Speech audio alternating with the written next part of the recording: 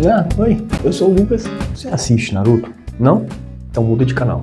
Agora, se você conhece alguém que conhece, manda pra ele, porque chegou agora o anel Genjutsu. Genjutsu é uma técnica ilusória pra você fazer com os outros. Em vez de você ficar fazendo aquele monte de selo, não precisa mais. Por quê? Agora você vai, coloca o seu anelzinho e simplesmente consegue criar qualquer ilusão.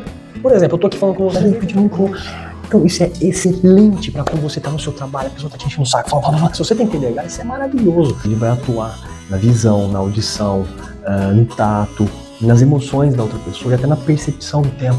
Então, adquira já o seu anel Genjutsu. Na compra dele, você vai ganhar um broche da família Uchiha para você usar e nenhum policial te parar na rua e essa maravilhosa camiseta. Adquira a sua, não perca tempo, liga nesse número que tá aparecendo, só não vale levantar a espada pra tua família, hein?